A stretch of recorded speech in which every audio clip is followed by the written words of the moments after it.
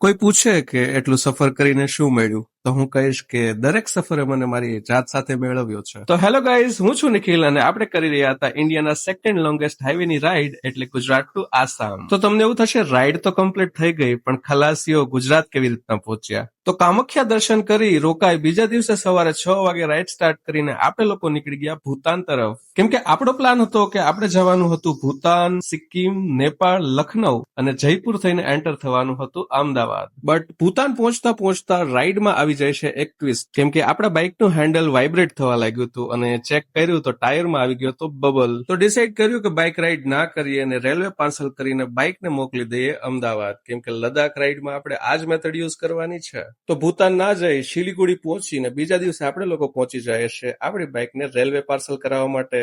અને જો ડોક્યુમેન્ટ અને પ્રોસેસની વાત કરીએ તો ડોક્યુમેન્ટમાં તમારે આરસી બુક, આપણું નેશનલ આઈડી કાર્ડ અને સાથે બાઇકનો ઇન્સ્યોરન્સ દેવાનો રહેશે. ડોક્યુમેન્ટ વેરીફાઈ કરાવી ફોર્મ ફિલઅપ કરી અને બાઇક કરાવી લેવાની રહેશે પેકિંગ. તો પેકિંગ ટાઈમ તમારે બાઇકનું સંપૂર્ણ પેટ્રોલ કાઢી લેવાનું રહેશે. સાથે ફોર્મ ફિલ કરતી વખતે તમારે બાઇકનું વેલ્યુએશન નાખવાનું નથી ભૂલવાનું. કેમ કે જો ટ્રાન્સપોર્ટેશન ટાઈમ તમારા બાઇકને કોઈ નુકસાન થશે તો એ ક્લેમ તમે રેલવે પાર્સલ ડિપાર્ટમેન્ટ પાસે કરી શકો છો. પછી શું બાઇક પાર્સલ કરાવીને પરત આવી જાય છે હોટલ. હોટલ પહોંચી train ticket, flight ticket book કરીને સેમ ડે રાત્રે 2 વાગે આપણે લોકો નીકળી જાય છે રેલવે સ્ટેશન તરફ. પછી જે થવાનું હતું એ સપનામાં પણ નહોતું વિચાર્યું. કેમ કે જે ટ્રેનનો સમય હતો રાત્રે 3 વાગે, એ ટ્રેન પ્લેટફોર્મ પર આવે છે સવારે 7 વાગે. તો 4 કલાક લેટ ટ્રેન મળી જાય છે અને લગભગ 5 વાગે આપણને પહોંચાડી દેશે કોલકાતા હાવડા સ્ટેશન. અને ભાઈ સ્ટેશન પહોંચતા વાવાઝોડું આપણું સ્વાગત કરે છે. કેમ કે ભાઈ 15 કલાકથી જે વસ્તુઓ થઈ રહી છે ને એ બધી અનએક્સપેક્ટેડ છે. પછી શું વાતાવરણ ક્લિયર થતા લોકલ ટ્રાન્સપોર્ટેશન યુઝ કરીને પહોંચી જાય છે કોલકાતા એરપોર્ટ. એરપોર્ટ પહોંચતા જાણવા મળે છે કે અમદાવાદની ફ્લાઇટ હોય છે 1 કલાક લેટ અને 11 વાગ્યાની ફ્લાઇટ રાત્રે 12 વાગે મળે છે અને 12 વાગે નીકળીને લગભગ 2:30 વાગે રાત્રે આપણે લોકો પહોંચી જાય છે અમદાવાદ.